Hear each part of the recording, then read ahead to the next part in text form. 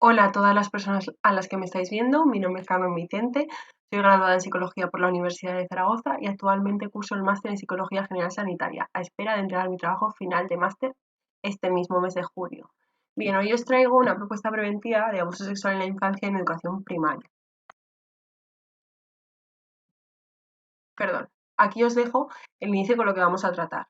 Los objetivos de esta comunicación son, por un lado, concienciar a la población general de la magnitud del abuso sexual infantil en nuestro país.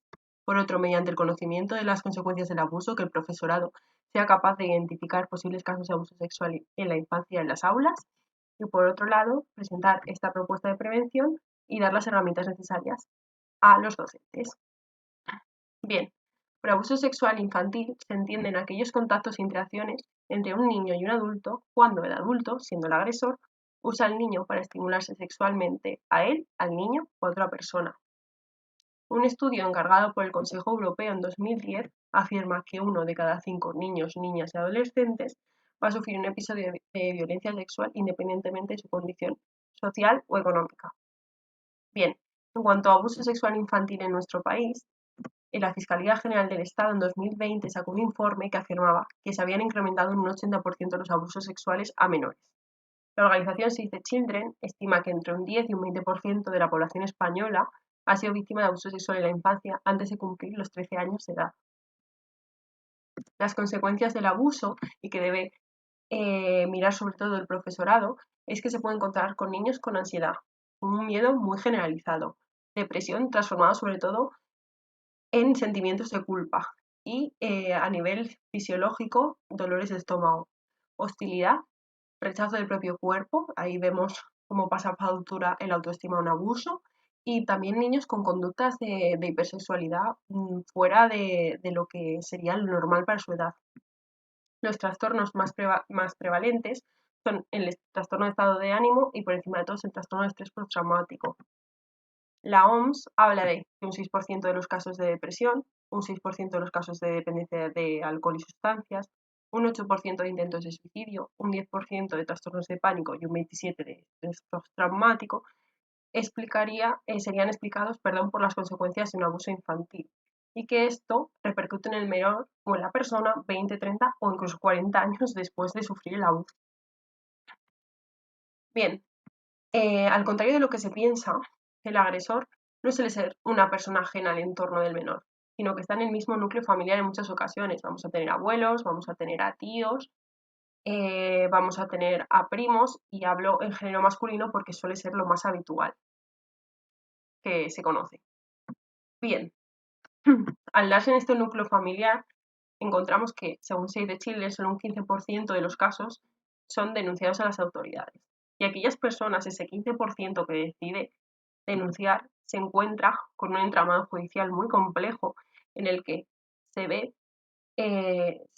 una consecuencia aquí es de tener que explicar los abusos en reiteradas ocasiones al policía, a la persona que lo decide contar, al abogado, al juez, al juez durante el juicio. Entonces esto tiene unas consecuencias para el menor inimaginables, ¿no? De reiterar todo el día los abusos. Eh, Hay una solución que se ha buscado para reducir esta victimización secundaria y es el modelo Barnahus, que está formado por médicos, juristas, psicólogos y trabajadores sociales.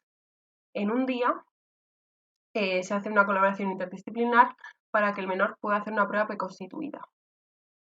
¿Qué significa una prueba preconstituida? Es una prueba de una grabación al menor donde cuenta en una sola ocasión los abusos que ha sufrido. Y así se evitaría todas las consecuencias de reiterar los hechos.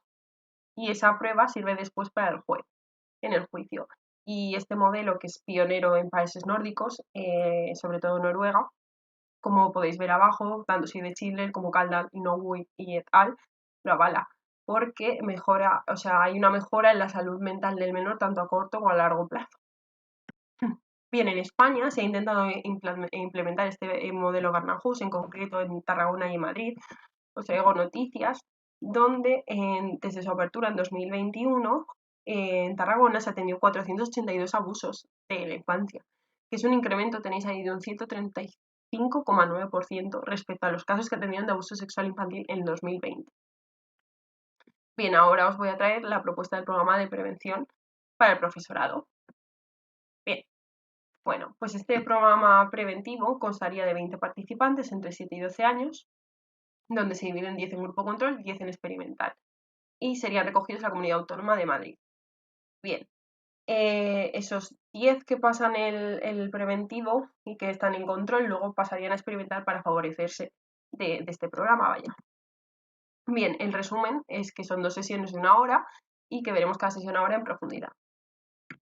La primera parte de la sesión 1 consta en crear una dinámica positiva en el grupo. Entonces, la persona que comienza tiene una pelotita y dice su nombre, su edad, su color favorito, su comida favorita y la pasa al menor. Y así con todos los del grupo. Después se pasa al conocimiento de emociones, que aquí se han utilizado los personajes de la banda del patio, de dibujos animados. Y tenemos, por ejemplo, pues la ira y la tristeza en la parte inferior, como podéis ver, de estos personajes. Y se le va a pedir a los niños que pongan un nombre y pongan un ejemplo de su vida donde han sentido esa emoción. Luego hay otra parte adaptada al menor que va a focalizarse en saber la función de las emociones. ¿Para qué nos sirve sentirnos así? ¿Estamos consiguiendo algo haciéndole una rabieta a mamá, por ejemplo?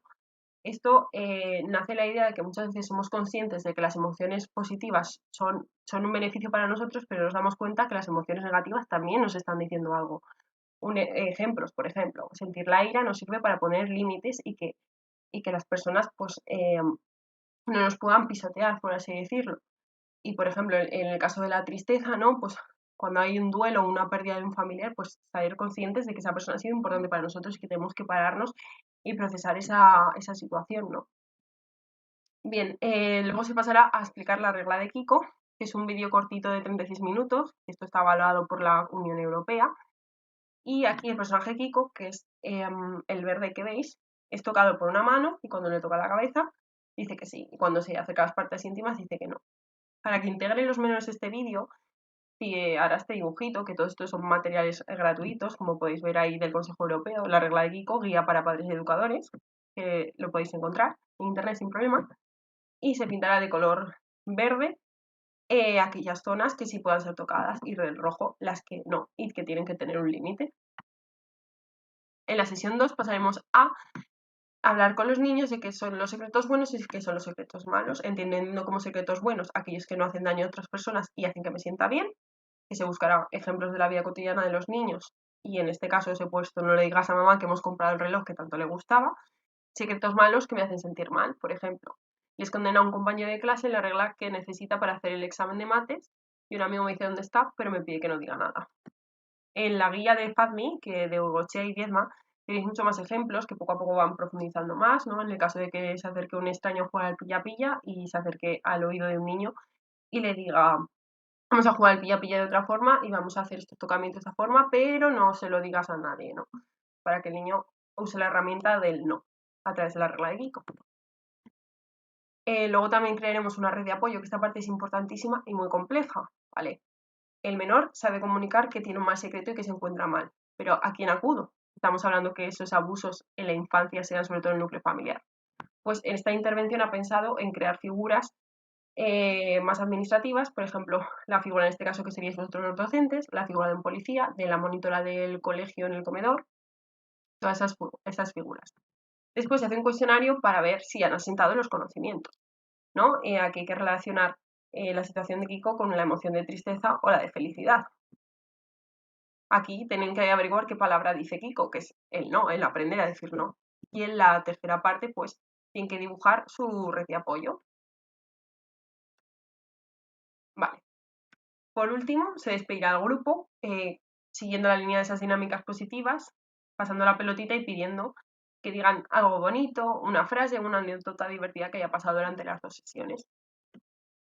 Los resultados que se esperan, pasando el cuestionario de asentamiento de conocimientos, es que el grupo experimental tenga una puntuación entre 6 y 10 puntos y que la puntuación del grupo control sea menor, siendo que solo se podrán corregir en el grupo control el ejercicio 1 y 3 porque no ha habido visualización previa del vídeo. Y luego, como el control pasará al experimental para beneficiarse del programa, se espera de nuevo pues que esa puntuación oscile entre los 6 y 10 puntos. Bien, volvemos otra vez al estudio encargado por el Consejo Europeo en 2010 y que Hubo el estudio posterior de Lionel McClain de ese 1 de cada 5 niños que va a sufrir cualquier tipo de violencia sexual independientemente de su condición social y económica, y que esto hizo crear concienciación en la sociedad de que hay que prevenir. Se crearon numerosos programas de prevención, ya sabéis y conocéis la regla de Kiko, como hemos hablado, que está más que demostrado, y se ven que estos programas preventivos, en revisiones sistemáticas como la de Russell de 2020 o Campo y Fávero, que este dotar de conocimientos a los menores se traduce en un empoderamiento del individuo que reducirá la prevalencia de abuso sexual en la infancia. Como veis, es un tema delicado, pero que se puede hablar de él con naturalidad. Y estas son las herramientas que he querido daros a vosotros como docentes para que las podáis implementar y reduzcamos de alguna manera ese 1 de cada 5, que es muy sorprendente y, como veis, no está lejano de nuestro país. Así que aquí os dejo las referencias por si alguien quiere ampliar más del tema. Y nada, muchas gracias por la atención y ha sido un placer.